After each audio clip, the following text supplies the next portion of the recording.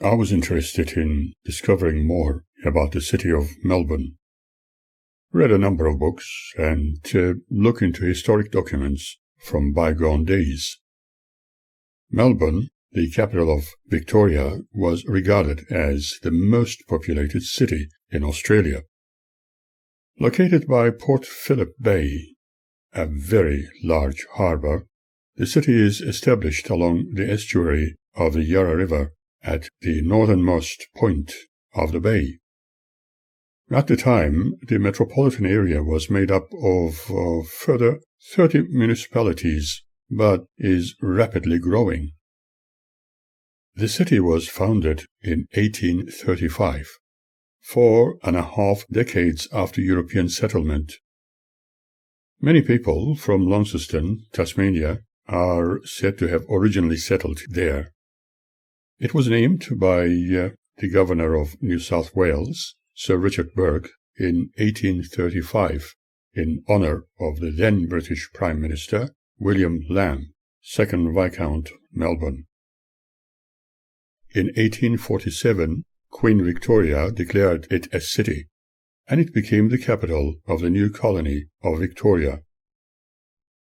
During the gold rush days of 1850s, Melbourne was transformed into one of the world's wealthiest cities. After the Federation was declared in 1901, it became the temporary seat of the new nation until 1927. It is often referred to as the Garden City and considered as the cultural capital of Australia.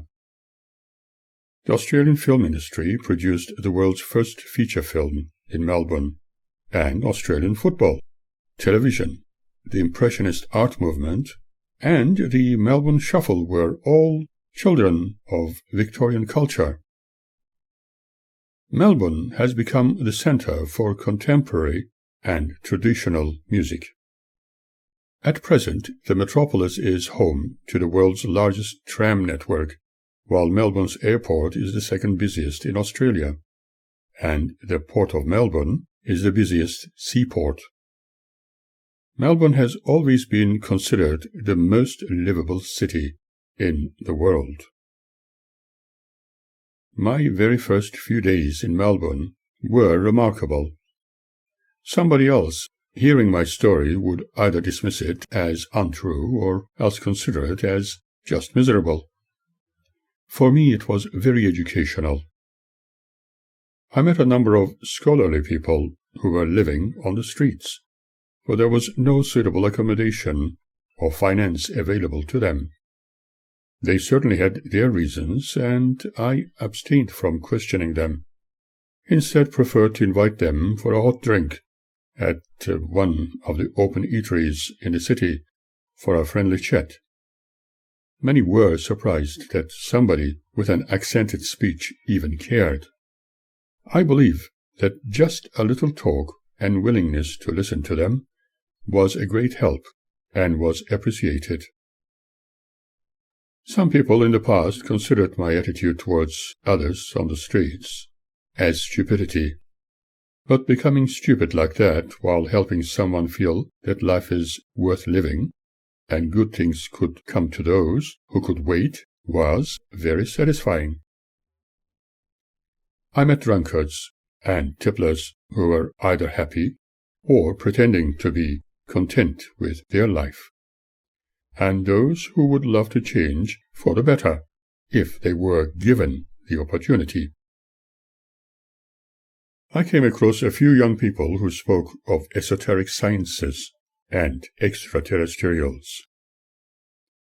There were people who spent lots of time at the old Theosophical Society building in Collins Street. I have met Mormons, Seventh-day Adventists, and even those carrying sandwich boards, declaring the end of the world being just around the corner.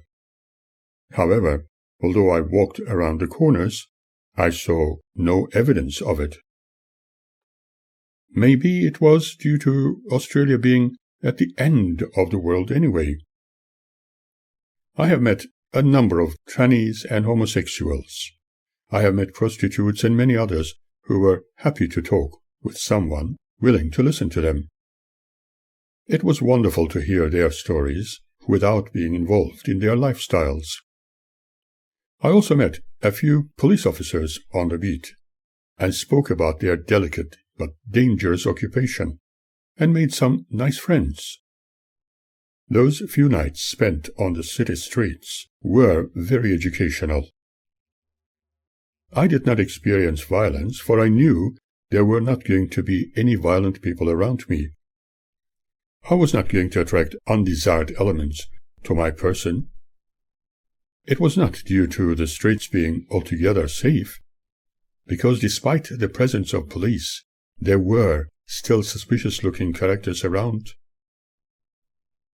There were times when I desperately needed to sleep, and so, having no place to rest my head, I went to a children's playground in the city, near the town hall, and in one of the play pods I rested, getting up in the early hours of the morning and quickly disappearing before the sun rose and the city awakened.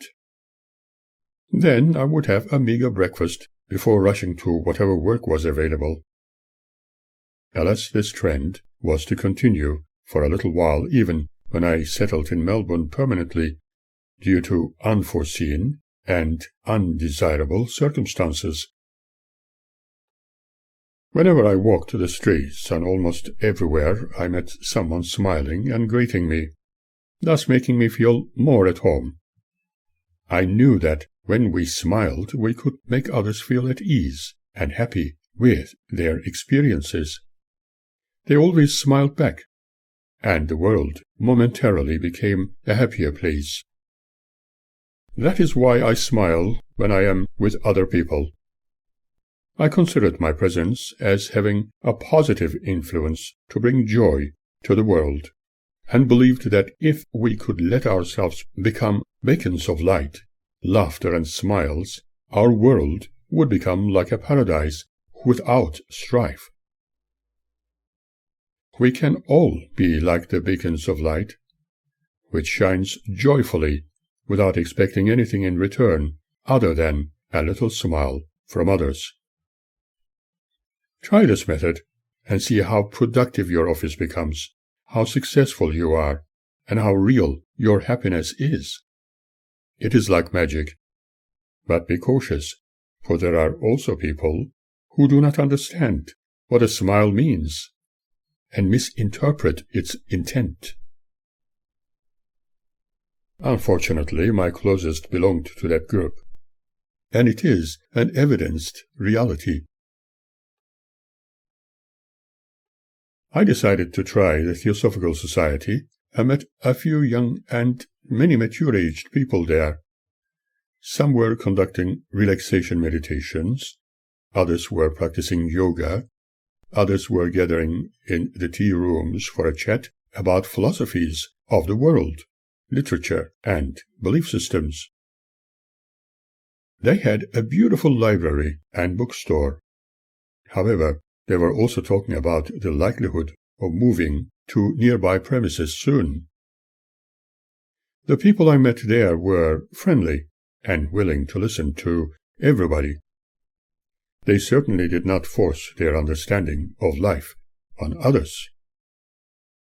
They were not preaching, but accepted all religious teachings in unity, and having discovered that, I decided to make it a study for myself and learn a little more about them, feeling absolutely certain that I was going to develop lasting friendships without any attachments.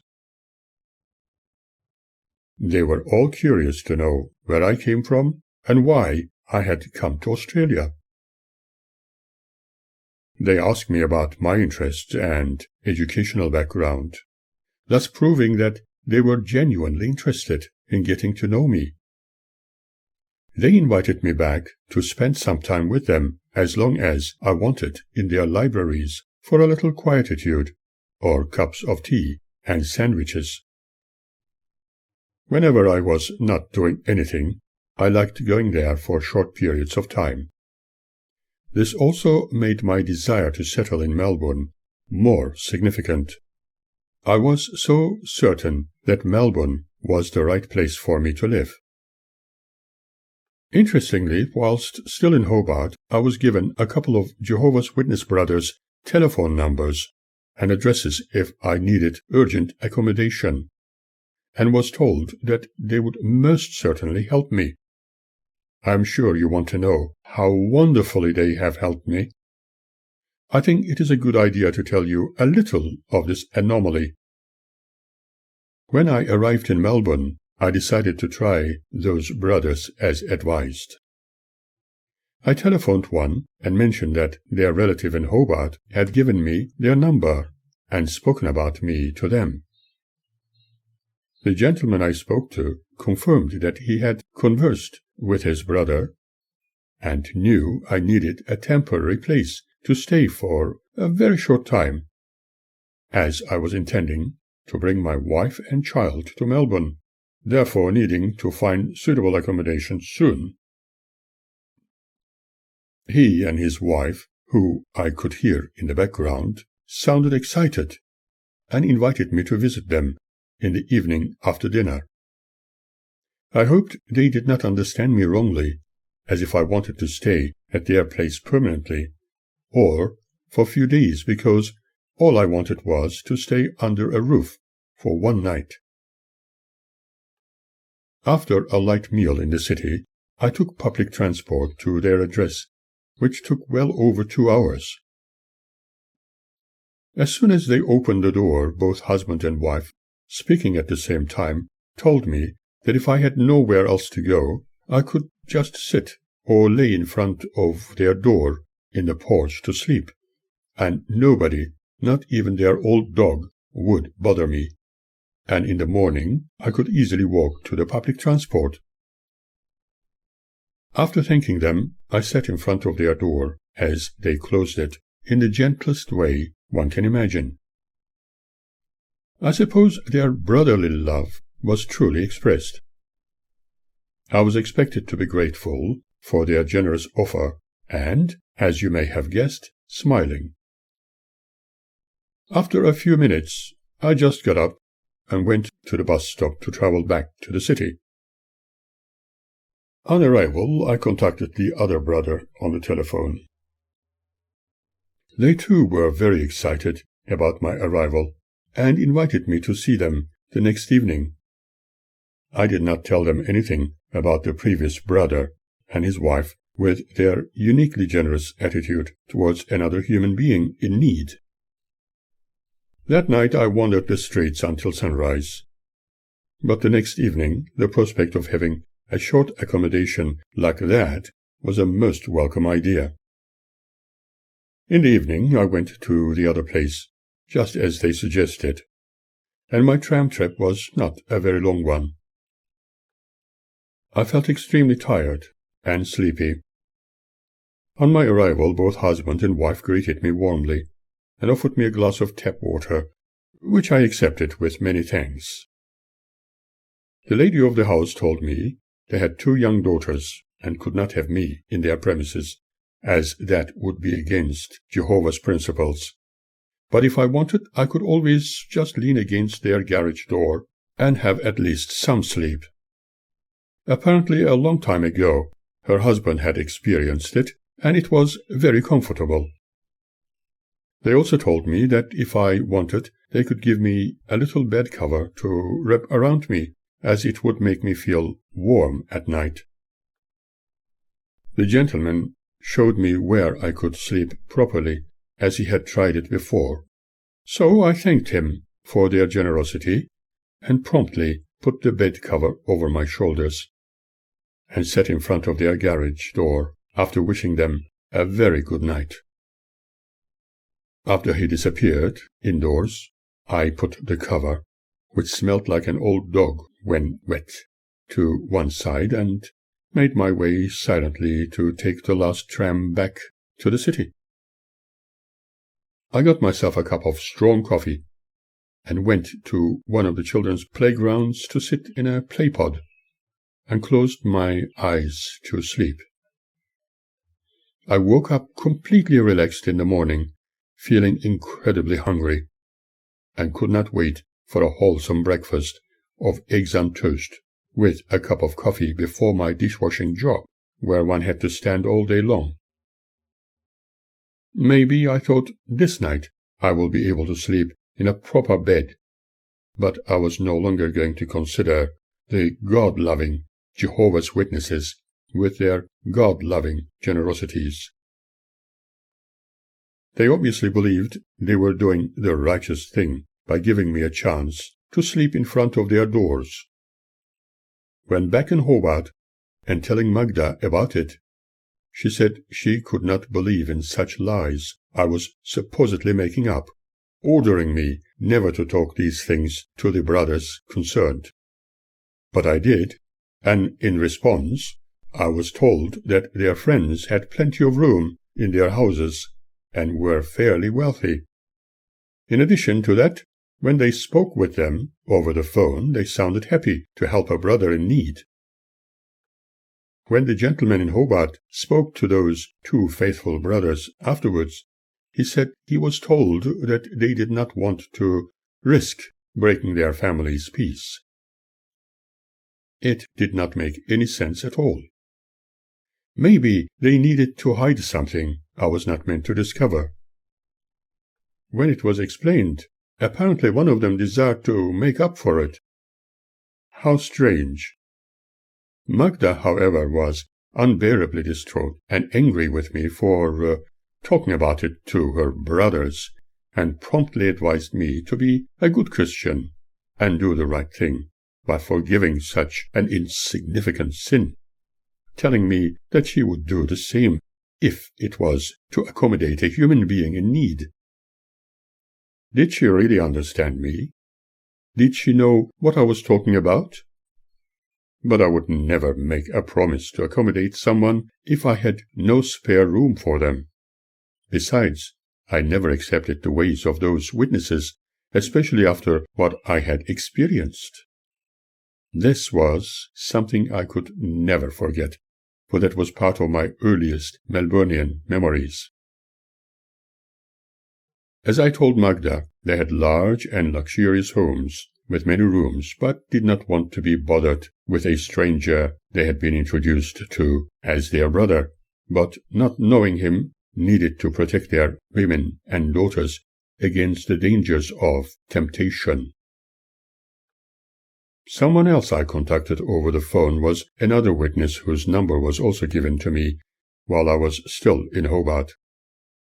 The voice over the phone told me that it would be better for me to go back to where I came from, or I should apply for emergency housing through the relevant government department. When explaining about my immediate need for accommodation before any permanent housing, the voice kept saying, "Yeah, we have accommodated other brothers too. However, we don't know you." You see, we must be very cautious about strangers, for you might be a criminal or murderer. We don't know you. I answered him plainly that the brother giving his number to me first spoke about it to him. He answered that they had such a conversation, but did not expect whoever I was this early. I did not want to continue with this complete nonsense, and put the telephone down, embarrassingly drying tears from my cheeks. Once again, the witnesses proved themselves to be ambassadors of misery, whereas those others they classified as evil, like the ones practicing theosophy, or members of the Salvation Army, were genuinely charitable and helpful to another human being in need. When I was sleepless, hungry, and thirsty, hopelessly walking the streets, although I spoke to them clearly and honestly, I had no hope in the world of receiving any help from the Jehovah's Witnesses. This is not meant to be prejudicial, but anecdotal evidence, for even now I can declare it in full confidence, because of the experiences of many others who had their share of empty promises they were subjected to by witnesses. I was completely certain that one was never going to get any help or advice from any of them. For any desperate need, I could approach city churches or other religious welfare organizations that lived in the real world, and naturally, the Salvation Army. I also tried the waters by flying to Sydney for short periods of time. It was crowded and a very busy city, but a very beautiful one. It was easier to find temporary jobs and accommodation there, but I was accustomed to staying in Melbourne. There was also a need to discover more about that fabulous city of Sydney in times to come. As long as I had a position and suitable accommodation, I would be content to stay in either of these cities. What I was able to generate in income through part-time jobs, I was helping Magda with her daily expenses and rent in Hobart. It was not ideal leaving her there while spending time in Melbourne, but in Hobart I was going nowhere professionally, and there was no light at the end of the tunnel, so that going interstate for materialistic gain was important. I did not miss the witnesses, or my wife's endless nagging about my interests, which she forever classified as evil. It never ceases to amaze me how she considered my professional books, or occasionally reading science fiction, in that light. During those days, I discovered the existence of a few esoteric books on spirit communication, Nostradamus' prophecies, theosophy, the Kabbalah, extraterrestrials, and Hindu and Buddhist schools of thought. Imagine how Magda would react. If she knew a little about the early beginnings of the movement she belonged to as a dedicated witness, she would be more knowledgeable about their history, and not be superstitious about other spiritually inclined schools of thought. When in Melbourne, and conducting my research while staying at a Salvation Army-based accommodation, I discovered the city baths, where I could swim, or wash myself, and live like civilized people. In my spare time, I visited the State Library or Theosophical Society, occasionally attending free lectures, sometimes yoga classes, and meeting a number of interesting people. It was certainly very educational. And if I have been able to provide them with some help by listening to them and occasionally making suggestions in overcoming their little fears or personal concerns, I am very happy. Some exclaimed they had definitely felt something different about me, and there were those who even thought I was the reincarnation of some important master or a guru.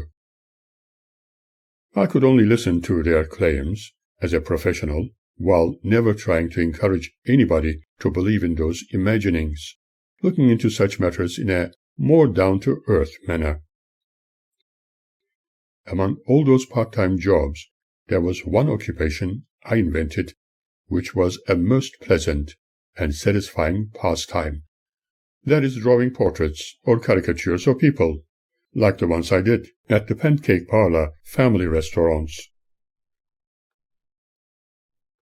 Prior to any of my savings becoming available at the bank, I experienced pennilessness and could not even afford to buy a cup of tea for myself. Bearing this in mind, I went to a benevolent society known as the Smith Family Charities and approached a middle-aged woman dressed in black with a huge amount of makeup on her face, seated leisurely behind the desk. Shyly, I asked her if I may be helped with a 50-cent coin until the following week, when I could return it back. She looked into my eyes, long and unnervingly, deeply, and shrugged her shoulders, saying, "They all do the same thing, these able-bodied young men.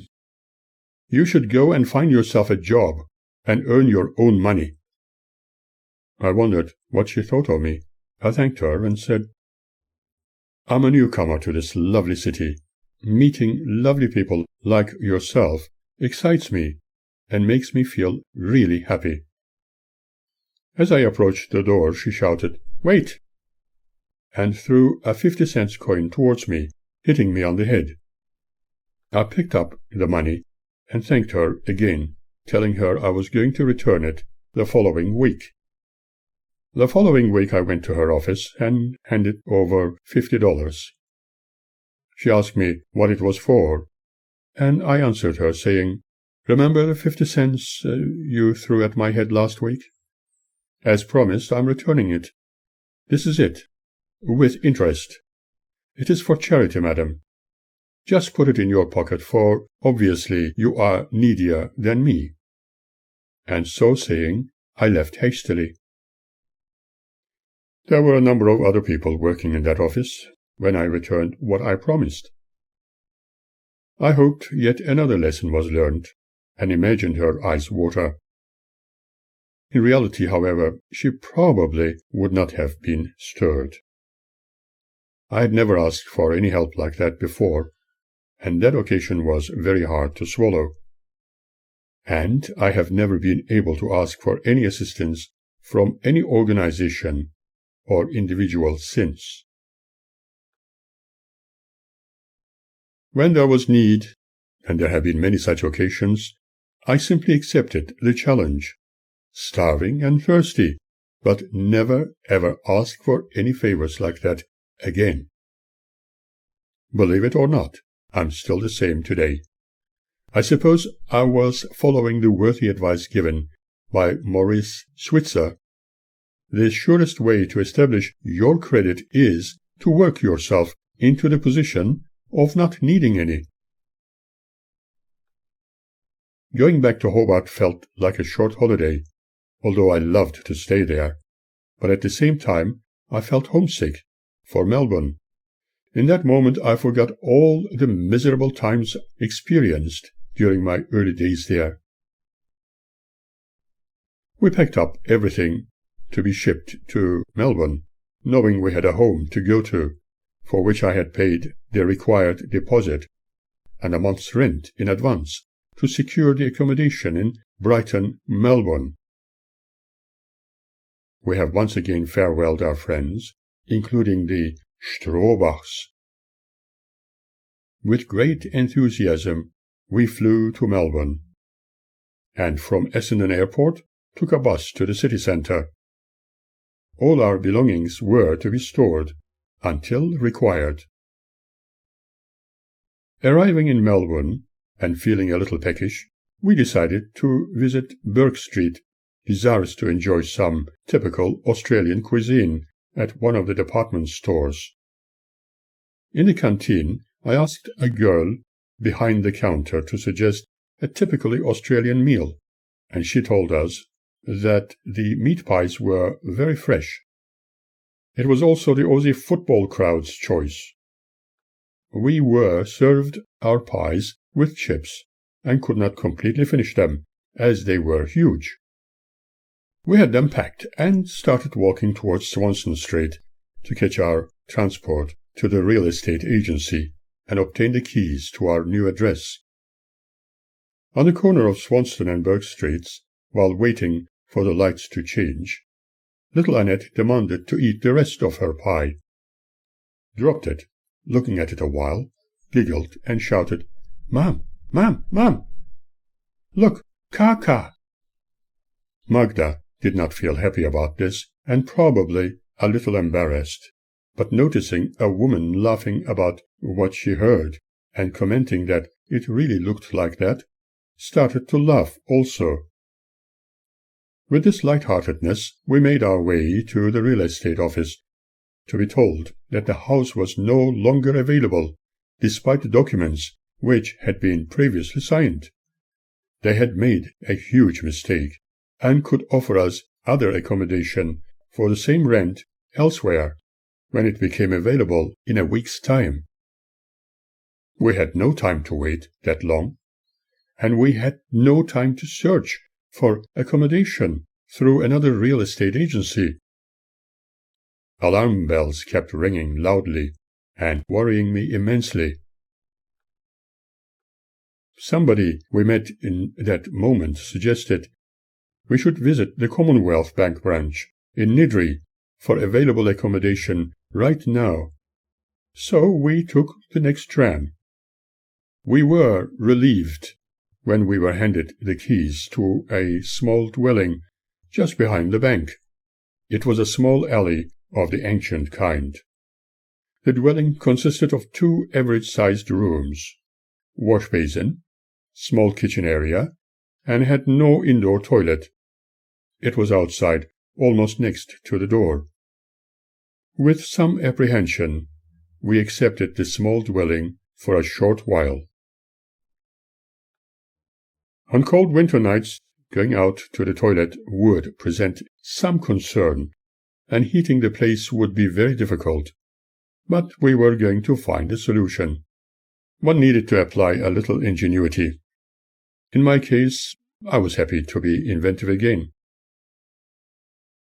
We were going to warm the place with an electric heater for a while, and were going to use one of our chairs as a toilet seat by turning it on its side and using lots of newspapers and a potty underneath. I had utilized this method during my camping holidays a long time ago. This accommodation was not going to be permanent, but it would give us time to look around for something better. However, what greatly bothered me was the real estate agent's abusive mannerism and telling us that there was no way we could recover our deposit or the first month's rent I had initially paid. I was certain I could deal with it legally, but felt tired, and all I wanted was to have some peace and rest to contemplate on what the ideal move for us could be. I did not want my family to be miserable, and putting up with legal issues at this time was just too trying. I was going to consider the money paid being lost, and hoped that such a crooked business would close their doors with huge losses soon. After all, are we not living in a world of cause and effect? Soon after, to our surprise, we discovered that this real estate business was no longer there, especially after being in existence for a long time. Personally, I felt happy about it. This statement is not due to me feeling happy for someone else's misery, but it is due to my experience with a company desirous to cheat people, as with the money I paid, and although I produced the documents they initially provided me with, they told me the property was gone, and I could not demand the return of my money. In truth, I did not have the stamina or desire to fight any longer, and felt myself being taken advantage of. I could not be bothered with anything at that time other than immediate housing for my family. We could not accommodate all our goods in our temporary housing, but when we settled in a more suitable place, we would be able to do so.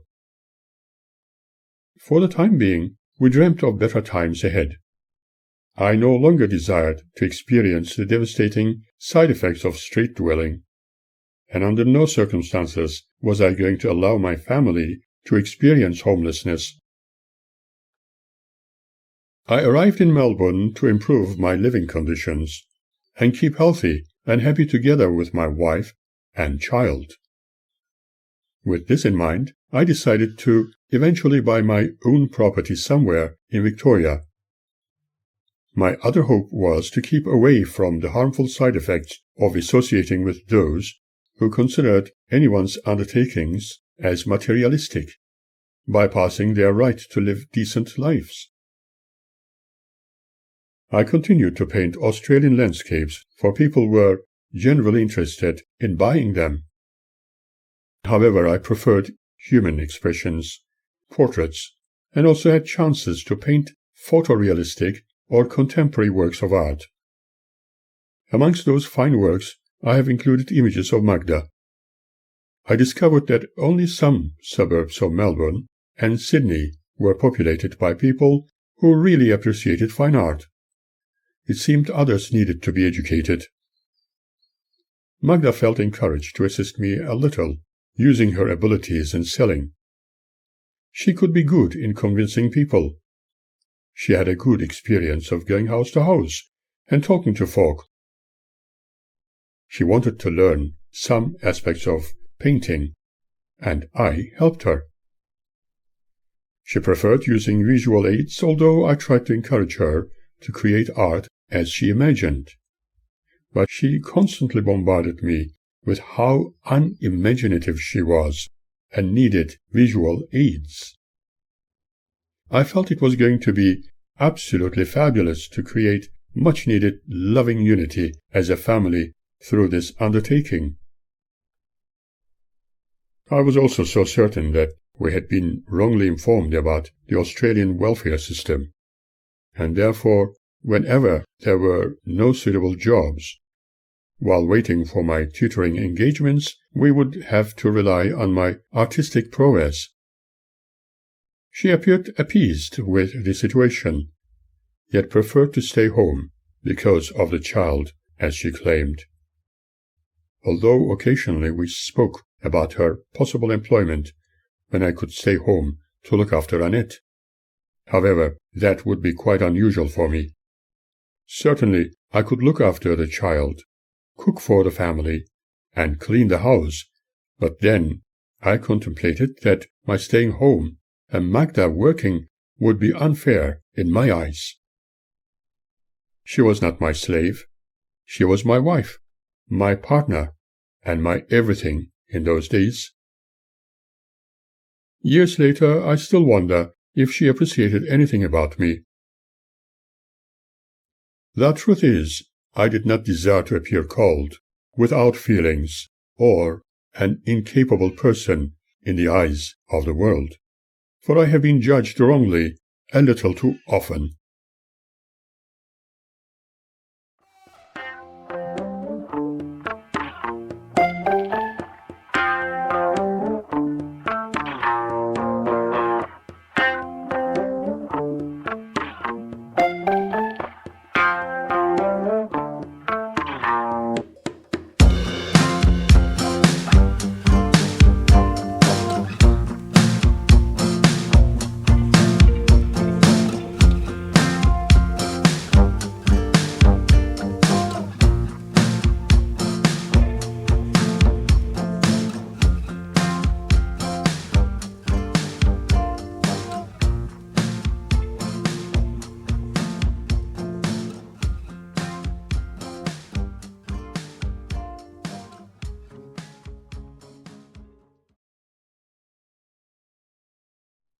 For a while, I used public transport.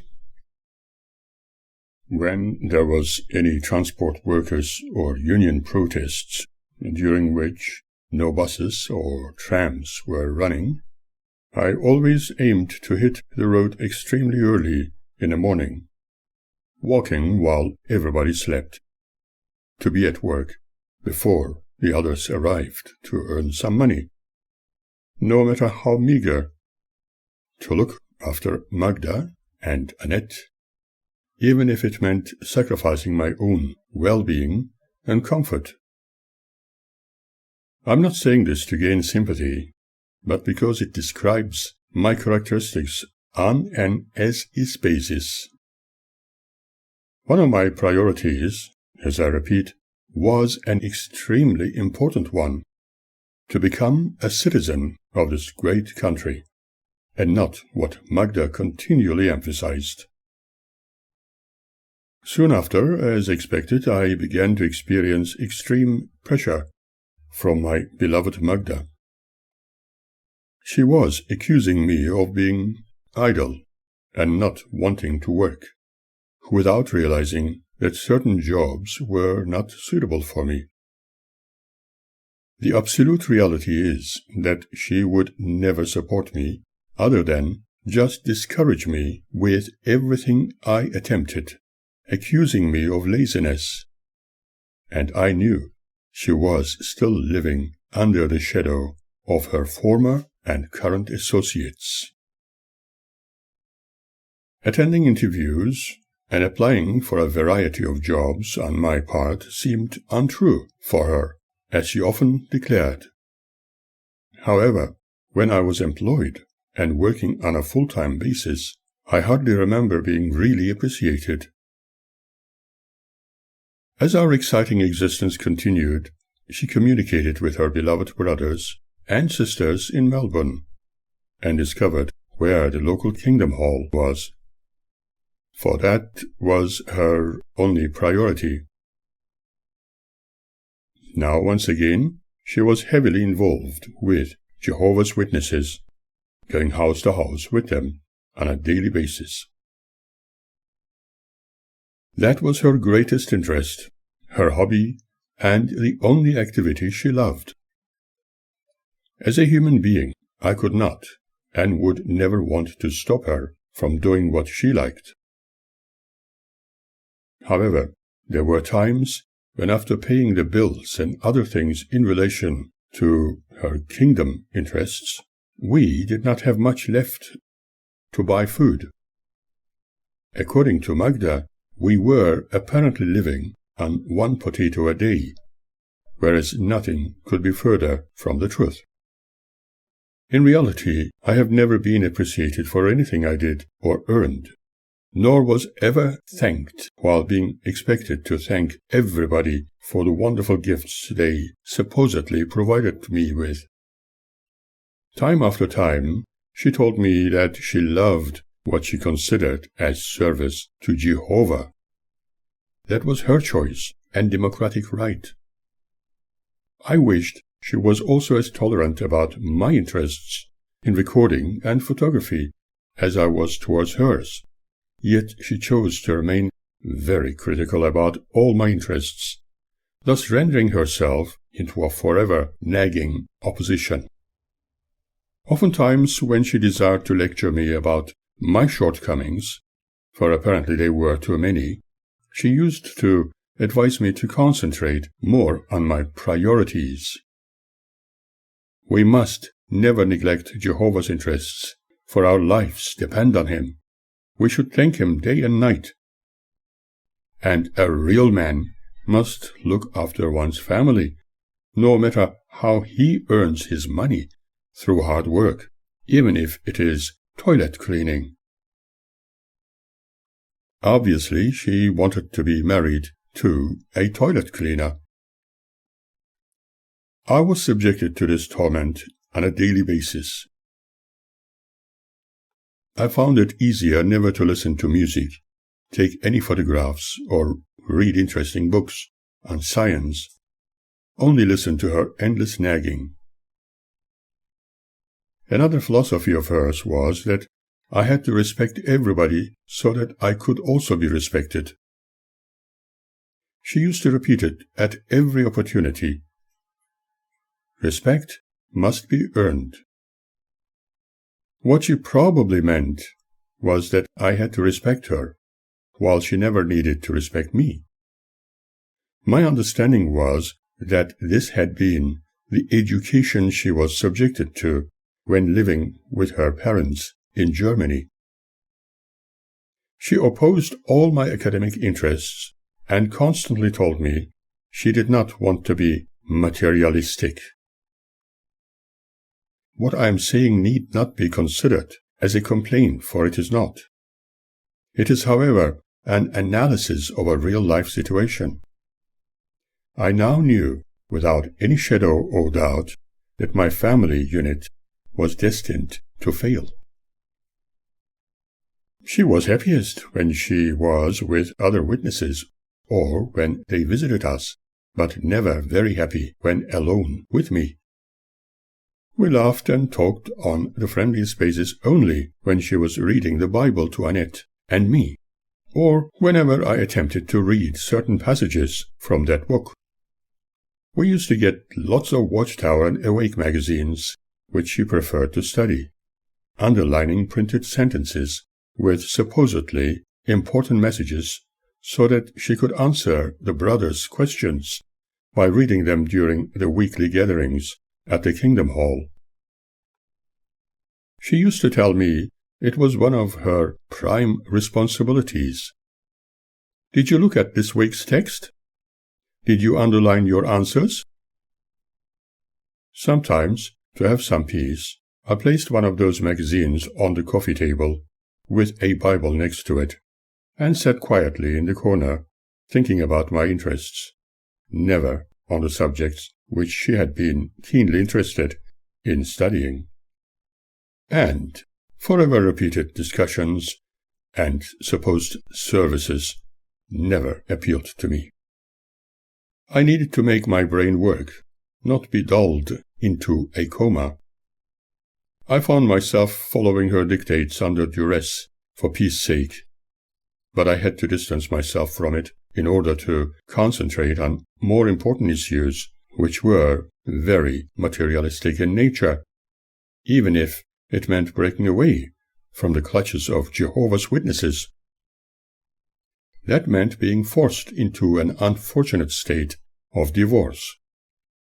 What an awful thought. Eventually it had to happen, since there was no other hope. Alas, one could tell Magda nothing at the time, and I was still full of hope in my heart that things might improve. I surprised myself about how patient I could be. I still loved her and wished she would be a little easier with my interests, and not threatening me so often about her wish to leave me if I continued with my waning interest in the truth. I was always expected to please her with the witness's religious engagements, which she considered vital for her entry into the new world after Armageddon. Her love and our marriage remained always conditional. Lydia H. Sigourney writes, "Life has indeed many ills, but mind that views every object in its most cheering aspect and every doubtful dispensation as replete with latent good, hears within itself a powerful and perpetual antidote." I decided to take advantage of the circumstances and consider them as opportunities to learn from.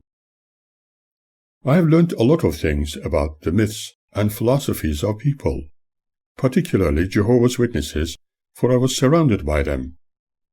I have never been against other people's beliefs. Instead, I only wanted to discover what others thought of life, and why. I read a number of books despite the opposition I experienced from those who were guided by their religion to believe and accept their ways as being the only righteous and correct path to follow. However, it was time to break away from all that and seek new understandings, new philosophies, and dreams to make life's tableau worthwhile. Besides, some of us desire to change our attire often, and it is a good thing to do, for it makes life's dreams more exciting and more endurable.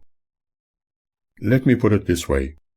We can either stay in one corner and stagnate, learning nothing and not evolving, or flow with the current, discover new things, forever evolving while improving our ways. The choice is ours, and nobody can or should dictate how we should live. When we look deep inside, we discover a new us, always desirous to go forward, invent, discover, and have peace. For in essence, we as humans prefer it that way. It is in our makeup and DNA. But when organized religious doctrines force-feed us into buying shadows, the little child within is always prepared to rebel, dislike the world and everything in it.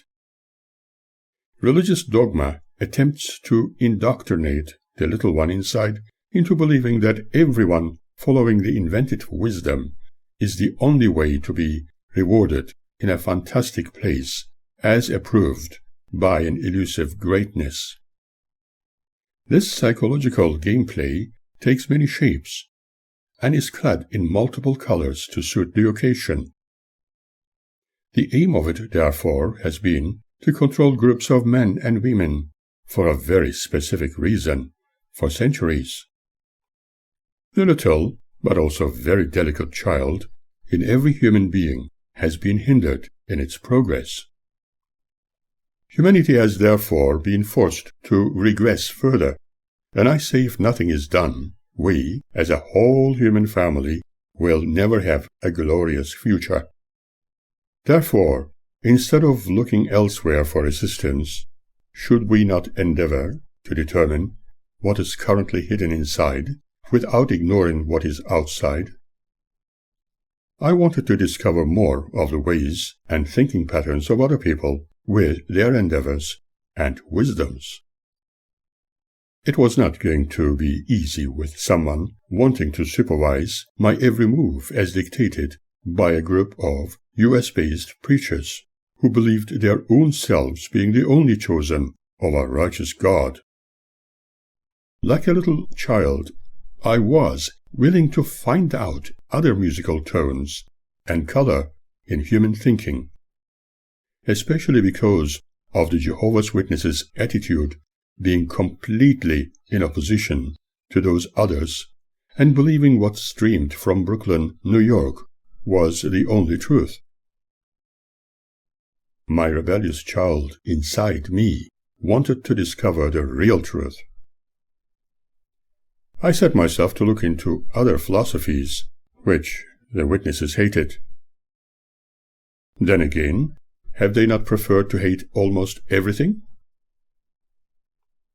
They gravely opposed my applications for a teaching career in behavioral psychology, for it was apparently against God's principles.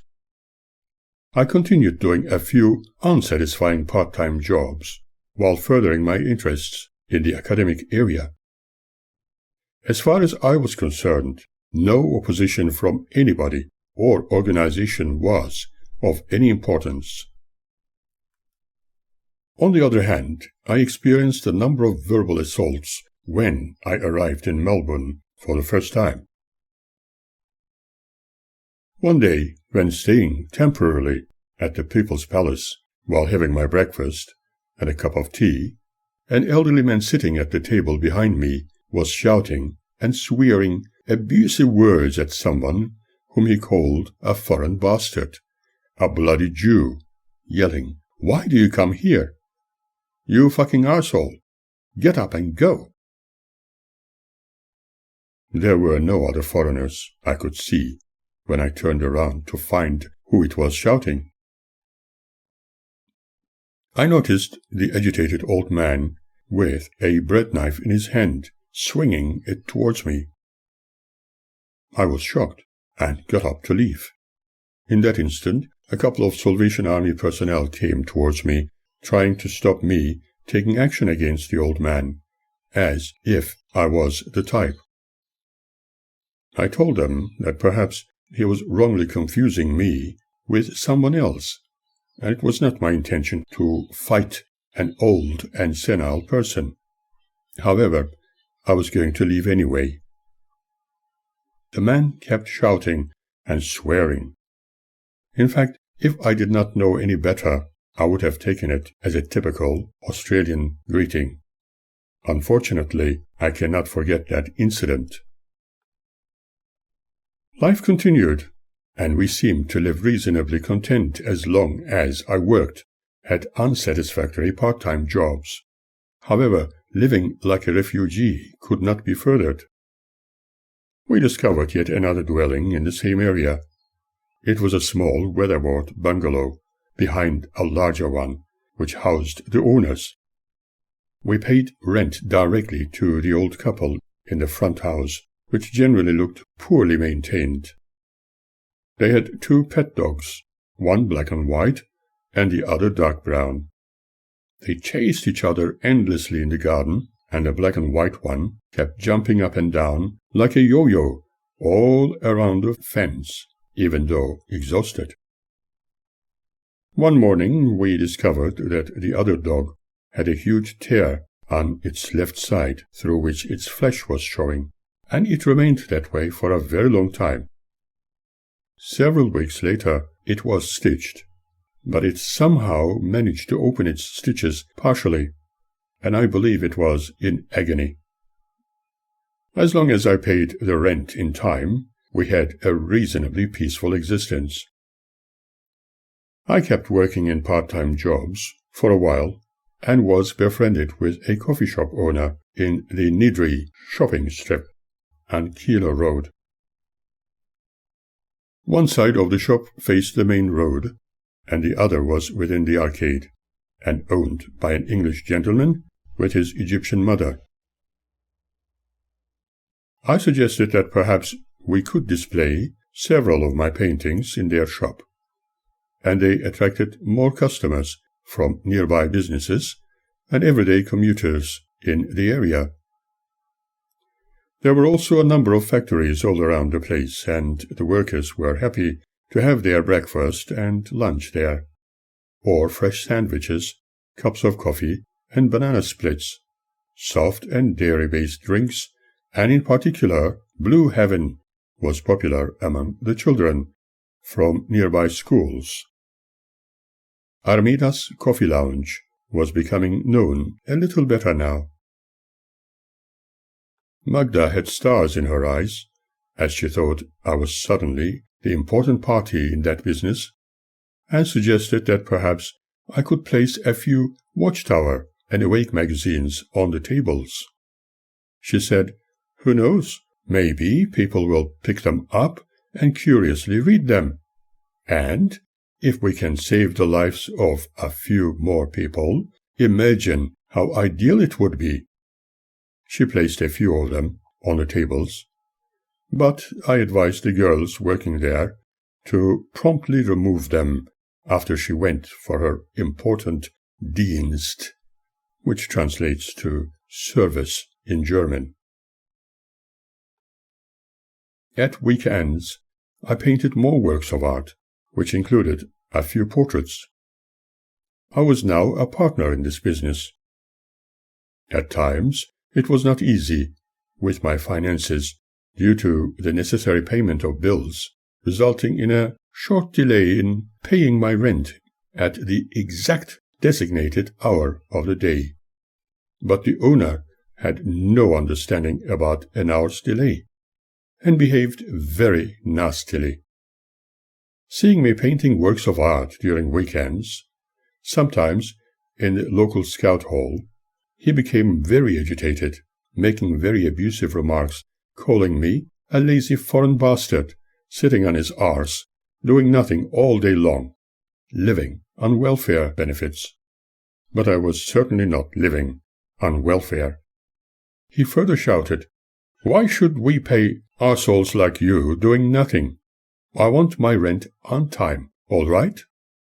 This made me feel very sad. Being called like that in front of Magda and the child was not acceptable.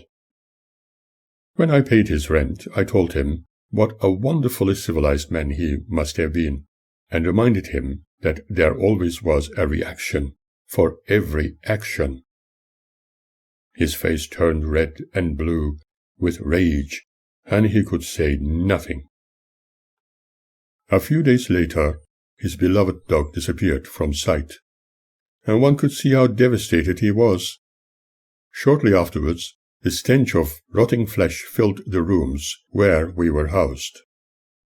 It was obvious that the animal had died under the floorboards, and when we complained about it, he was frantic, naming me and Magda with thoughtless words of abuse and calling us liars.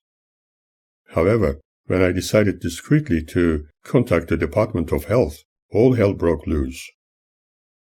He told me that I must have killed his baby, or we had probably even consumed the animal. However, I prefer to follow this wisdom, according to Ella Wheeler Wilcox, who writes, "Truest greatness lies in being kind, the truest wisdom in a happy mind." At the time, I was also beginning to do a small reorienteering course in Melbourne, so that I could communicate with people in Australian English. Although it was not an absolute must, I felt it would be nice to communicate with Australians like Australians did, but at the same time, to be fully accepted to practice psychology in Melbourne, I was required to attend a course to be officially recognized with my qualifications for a period of time. There was so far no qualitative agreement between the Australian government and Germany as far as recognition of overseas qualifications was concerned, and to be fully recognized with my educational background, I had to go back to study. It was a little hard to take, but surely I could not have wasted my time studying in Europe. On the other hand, I had again been informed that during the 1990s I, like those others with European qualifications, would be able to practice in Australia without any further questions being asked. Frankly, it did not make much sense. Yet I was very determined to practice my profession under all circumstances, even when I had to put up with extreme opposition against the practice of psychology expressed from the witnesses, encouraging their faithful servant Magda to follow. She did so down to the minutest detail. However, nothing would satisfy me other than being employed as a professor at one of the universities, practicing what I had studied for years. I had no doubt that it would happen someday, and I obviously needed to be patient. I looked for more suitable accommodation, a house we could proudly own. Because she was pregnant, I believed that having a house of our own would be ideal. On one side, the coffee lounge was flourishing, and I was busy creating more works of art. On the other, we were visiting display houses around to the Melbourne suburbs. One Brighton house and a few others attracted my attention. She did not wish to live somewhere with many steps. We discovered a beautiful split-level house displayed by the A.V. Jennings Real Estate Company. Personally, I saw great potential there, but again Magda was not pleased. In fact, she was never pleased with anything. I thought that maybe it was due to her current health condition, but when she started telling me that she did not want to be materialistic, I knew her characteristics of only pleasing God was very evident. She said it was not important to have any house on this side of Armageddon, for God's faithful servants would be granted riches beyond words could ever express in the new system after the end of the wicked world. Yet, after all the coffee shop and our own expenses were met, I intended to surprise her with a house. Perhaps I needed to respect her and move out to another rental property, which needed to be closer to where a local witness congregation was. That would please her more, although she was never happy about having a home of our own, for it apparently meant having become materialistic. However, I decided to buy a home discreetly, as with everything I was forced to do, just discreetly.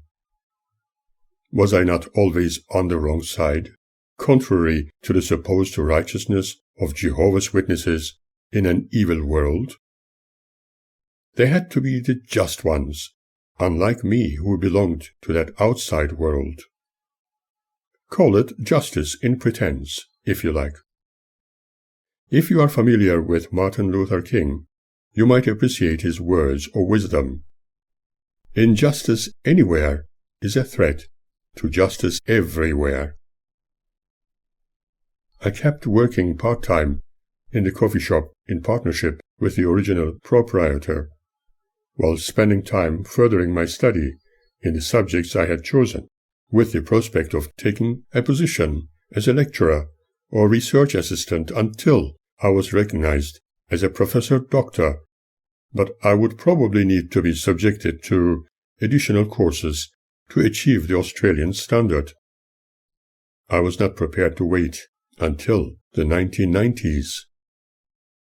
Occasionally, my English friend, the original owner of the coffee lounge, and his Egyptian mother sat down and had long discussions with me over cups of coffee. We were becoming very friendly with many patrons of the business. One such person came, looked at some of my paintings intently, and told me he was keenly interested in all of them, but he wanted his family to see them first.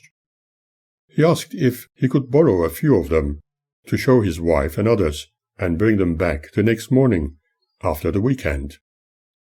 But he did not bring them back for many days, and when contacted, he had many excuses. At one time, his wife was sick. In a different time, somebody had died, and one other time, he had car problems. And every time he was telling me over the phone that he was on his way with my paintings in his vehicle. Some people were very curious, asking if we had sold all my paintings, while my English friend was not happy seeing empty walls. We notified the police and discovered he was known to them. I even drew his image for the detectives concerned. A long time passed, and finally the police, although not hopeful at first, contacted us saying that they had found my paintings, and the person in question was trying to sell them on the roadside somewhere distant. They called us to their office. On one side my paintings were leaning against the wall. On the other was the person they had arrested and handcuffs. A close inspection revealed that he had painted over my signatures and signed his own name. Since oil paint takes a while to dry, and his signatures were not quite dry, by wiping them with a piece of cloth, I revealed my own signatures and pointed to my unique secret markings to prove the authenticity of those works. Then the police asked if I wanted to lay charges against him. Without hesitation, I decided to forgive him as long as he apologized publicly and in writing. Some officers were none too pleased with my decision. However, as they soon discovered, I was intending to teach that person a lesson he would never forget. I remember the very wise words of Horace. He wins every hand who mingles profit with pleasure by delighting and instructing the reader at the same time. Maybe I was mingling justice with pleasure and instructing the needy to learn something for life. The detective in charge of that case later thanked me, as he and his companion often enjoyed cups of coffee and snacks in the coffee shop, admiring my paintings.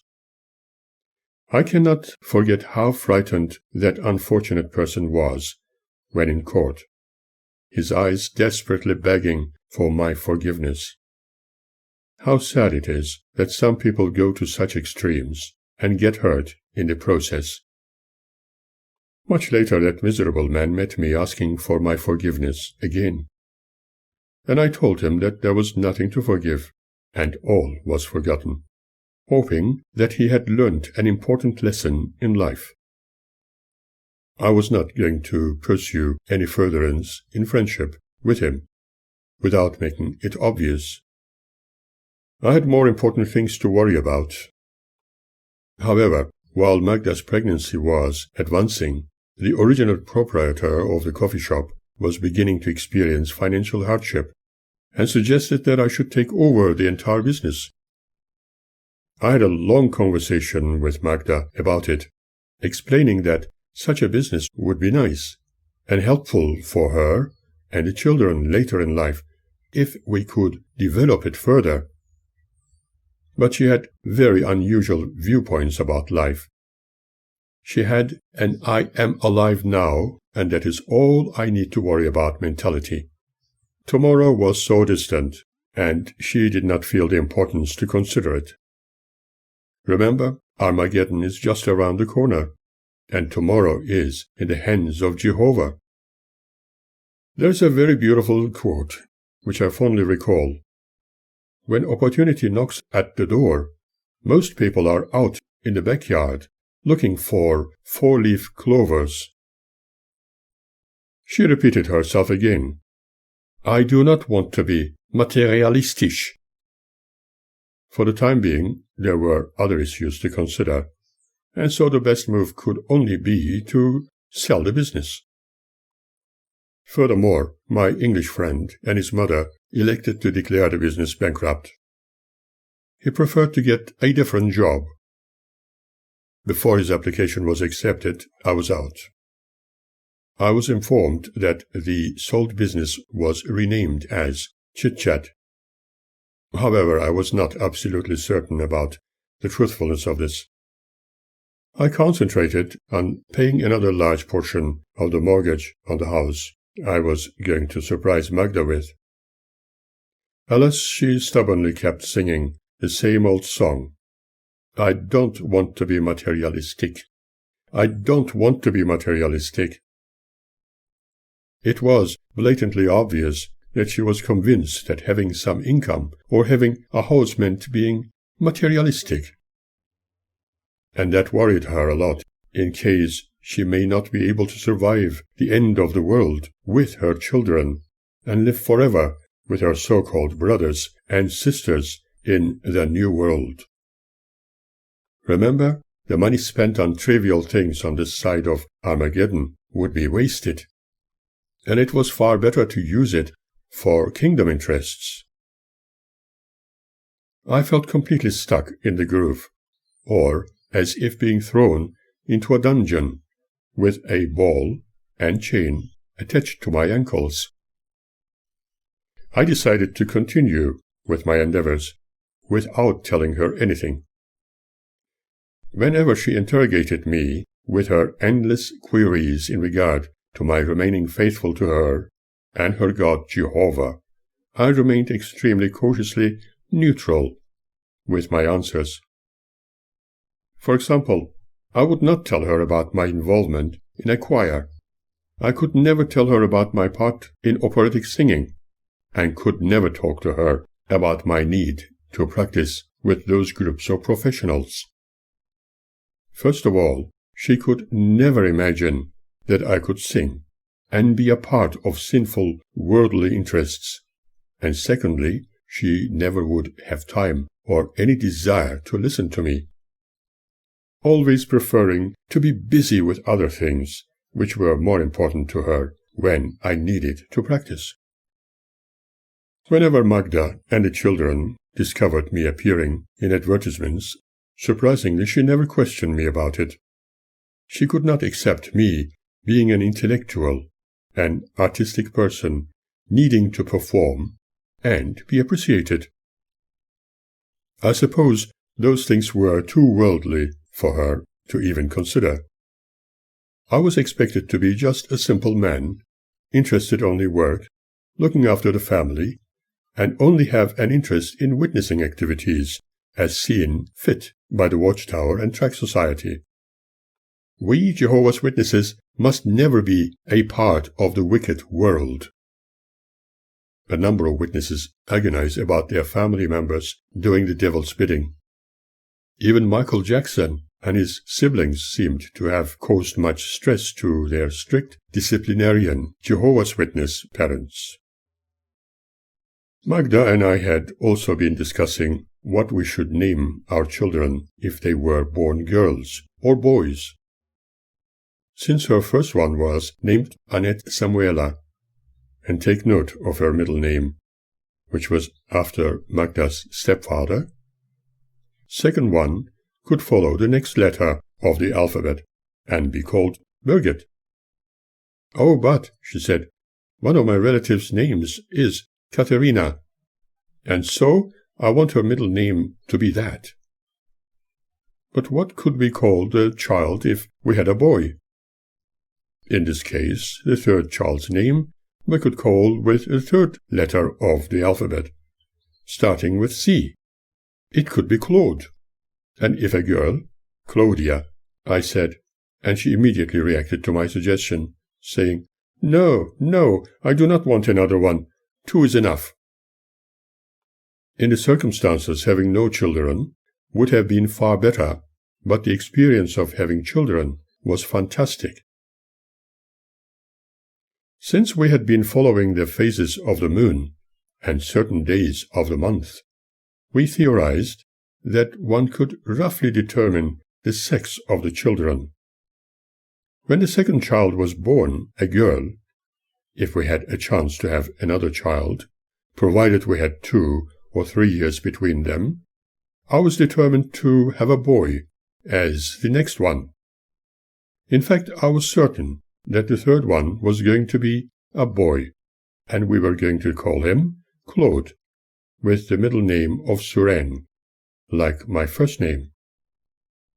Strangely enough, it was Magda who first suggested this middle name. I also suggested that it would be better to have our children during the early and mid-1970s, and not wait too long. She was uncertain if she should consider a third one. Even this she needed to talk with her faithful brothers about, and if they approved, she would not worry. They were very encouraging, probably even hoping to have yet another addition to their numbers. I believed that it was possible, by ardently willing to have a male or female child, during copulation, both parents could have the desired result, for the thoughts would eventually influence the fatal sequences and DNA-related elements to produce the gender they have concentrated upon, or we could concentrate on X or Y chromosomes. Thoughts are a form of energy which can influence the material world on a molecular level. People can also heal their ills with thought alone, and this has been proven through scientific observation. I wanted to put this theory to test. I have been successful in concentrating my thoughts on tasks ahead, and Magda has been able to establish similar energy levels through what she popularly engaged in, namely prayer. She regarded it as her prayers being answered. However, she could not see it as being the concentration of her thoughts.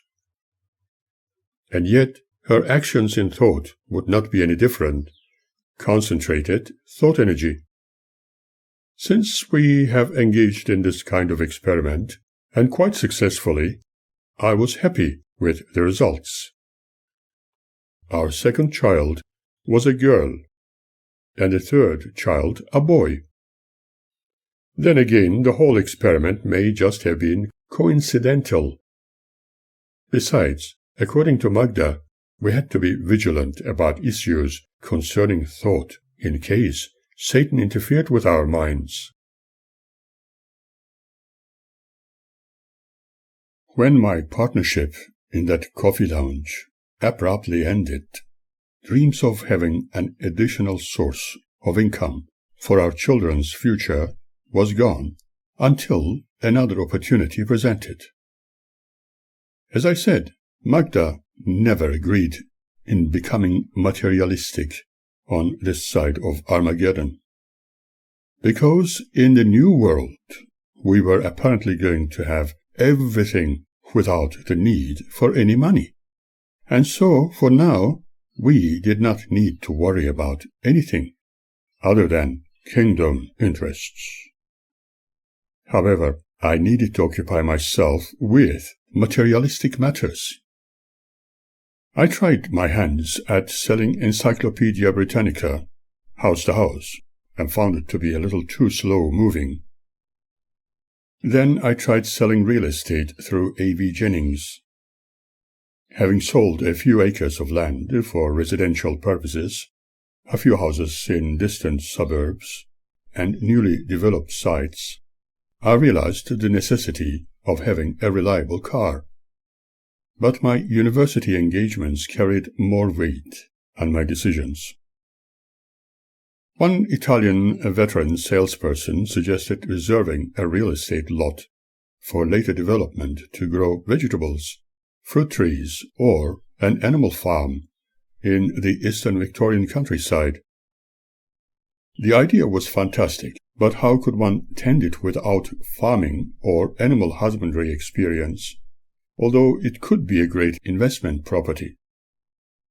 I could be interested to build on it later, but needed to spend much time on research and lecturing as well, apart from my part-time studies. Therefore, there was not much time to waste with the witnesses, and it was going to cause great displeasure from Magda. Maybe I needed to divide myself into a number of pieces, or make several clones of me, but that was simply impossible. A short while later, I was involved in yet another suitable job involving the electronics industry with BJD Electronics Company in North Melbourne. It did not interfere with my academic engagements, for which I was very happy. I tested sound equipment, loudspeakers, amplifiers, and record players, utilizing very sophisticated equipment. I thoroughly enjoyed the experience and decided to build my own loudspeakers and a powerful sound system in my spare time, using the test instruments there. The time came, and I proudly had them delivered to our home. Unfortunately, once again, hell broke loose. I was excited to have something I worked very hard for. I was excited to share the experience of listening to music with Magda, but she was extremely furious about me wasting time and, most importantly, money on such trivial and stupid endeavors. Once again, I felt like a guilty teenager. She shouted as loudly as she could that I was an idiot by being interested only in electronics. And now this. She did not want to understand that I had created the electronic equipment and speakers at work in my spare time, and it did not cost a lot of money. When she put her mind to something she did not want to like, there would be no way for her to change her opinion. You are wasting the money you should spend on your family and children. You should think first your priorities. Alas, I was interested in music, singing, painting, appreciating the beautiful things of life, and was not a simple-minded, uncivilized person who would never appreciate the finer things just the way she expected me to become. Seemingly, the person she was married to had to be someone giving orders to her, eating German sausages, drinking heavily, and interested only in working with his hands, as in the cleaning or building industry. That was how she was brought up, and expected it to continue for the rest of her life. The man in her life needed not to have any interests or hobbies, wanting only to know the truth, as the witnesses understood, just to please her.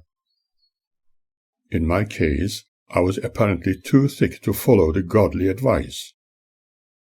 Probably it meant that I was an extraordinarily ignoramus, unable to obey the rules issued by followers of the only truth, as often preached about. Magda, for some unclear reason, and perhaps unknowingly, was attempting to take the role of an authoritarian over me, and it was not working. She was not giving me a chance to be me, with my interests, and demanding me to dance to every command she issued.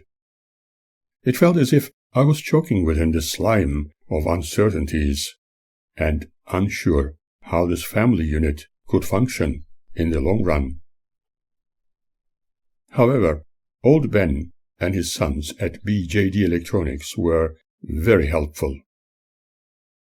I was very happy to have met them, assisting in their electronics workshop. For a while I even assisted them in a storeman's position. When I built my floor-standing large speakers, I used Jensen drivers, and with a few creative design changes, they were exciting to listen to. It was like a feast for these golden ears. But in Magda's presence, it was impossible to enjoy them. Every time I attempted to listen to my favorite music, she threw tantrums or engaged in lecturing me about my thoughtless behavior of not caring for my family's needs by wasting my efforts and money on mundane interests. When asked why she reacted to my interests in music this way, she would occasionally add that she was concerned that I was spending more time on electronics, and it was taking my attention from the most important things of life, i.e., serving Jehovah. Hopefully, this will give you some idea about what one had to put up with such a dedicated and faithful servant of God. I knew by now that I had to put myself in an awful state from which one had to break away in order to survive and give a chance for the other to excel in her own way, as dictated by the witnesses. The only problem was welfare of the children. Then again, as several friends suggested, I should be patient, and things would be perfectly all right. But knowing what I did, I had my doubts. When she was heavily pregnant, I put her behavior being due to her health condition, and after the child was born, we had some form of peace, but only for a short time. She was now forced to spend more time at home with the children, cooking and cleaning, etc., leaving no time for kingdom interests. We changed our dwelling again to a more peaceful part of the neighborhood in another weatherboard house. I continued with my interests as well as spending a lot more time with my children and Magda. I even purchased a better quality Super 8mm film camera and used it to document most of our children's growth, even their first steps.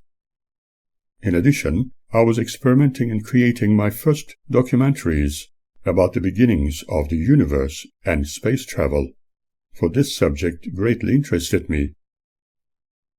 I was already lecturing, mainly on subjects I specialized in, and doing part-time jobs like, for example, working in the Creative Meyer store's window display department.